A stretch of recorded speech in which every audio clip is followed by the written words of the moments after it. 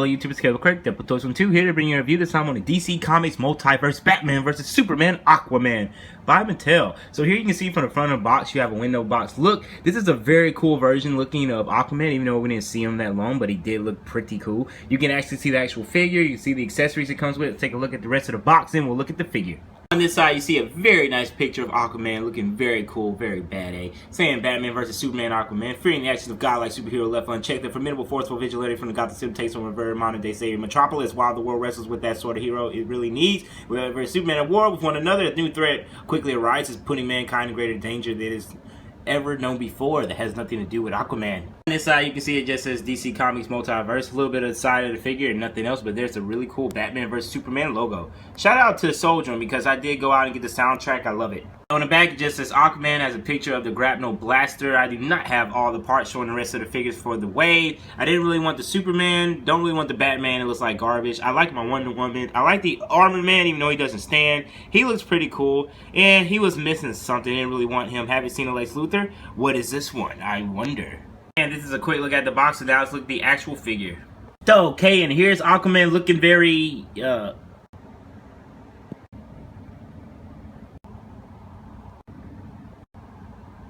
why is that not gold? Oh yeah, we're gonna have to fix that.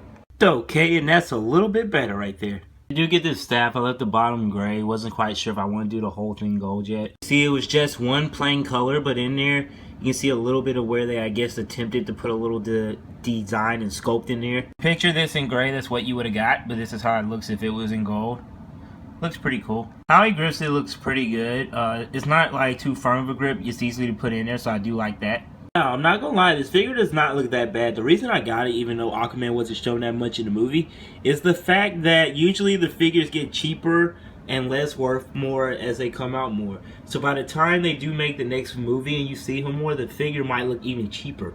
Now, they could have gave the figure a little bit more of a bulk. As you can see there, he's looking a tad skinny. Looks like the chest is kind of caved in. And for the actor that's playing him, doesn't really look that much like him in the face, and his body is a little bit more bulkier. But as you can see, it is some things they did an awesome job on right there for his eyebrow. I love the way they got that slit in there just like the actor. So that looks very good.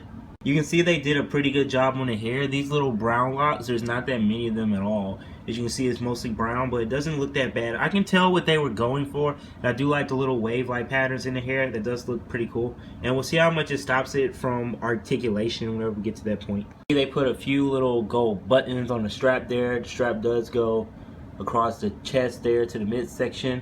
You see where they kind of gave him a six-pack? I have no... Why does this look like it was scratched in there? This is how it came, but it looks like there's scratches there on the stomach.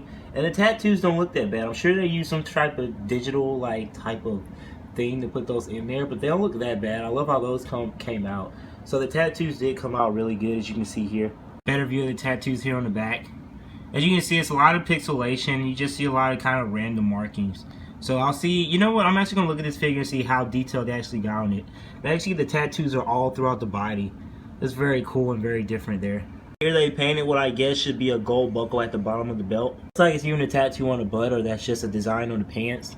That goes also here to the bottom. Doesn't look that bad. You also can see they actually made an effort to put a lot of detail into the actual pants here. You can see where, I guess this is where the scales would be, but that's pretty cool. Now, one thing you don't get from figures that much, and I love here, is that you get a lot of gold. As you can see, the gold on the forearm and here on this section, they don't look that bad at all. You can see they actually tried to put some type of symbol in there. Closer looking there, you see you can't really tell any really deep type of signal, but I love what they did with that. The gold doesn't look that bad at all. And here on the hand, that doesn't look very bad to me. It looks like gold scales. Pretty cool. Here he has like gold boots on. These do look very nice. I do love this kind of wave design here on the bottom, how this layer goes on that layer on that layer. That doesn't look that bad at all either. See here on this side, it's like the armor's kind of random, so you do have it where it goes out throughout there.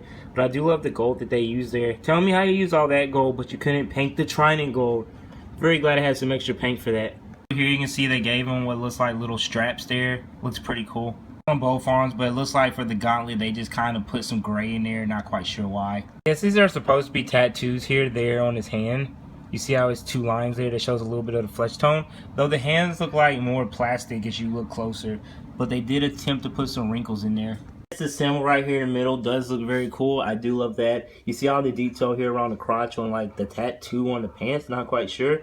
And the tattoo is very detailed around the figure on both sides. So I don't know about you guys, but this does make me very excited about the character of Aquaman. I think they nailed him. He looks so cool. Like, this is how I would want a modern Aquaman to look like. They did an awesome job on him. All they had to do was give him the gold trident and he would have been good to go. So I love that. And you can even see here on the articulation within the arms, they actually did get the tattoo where the arms would actually bend and all that. So that's really cool. Very nice and lovely figure. And the gold goes great with that green.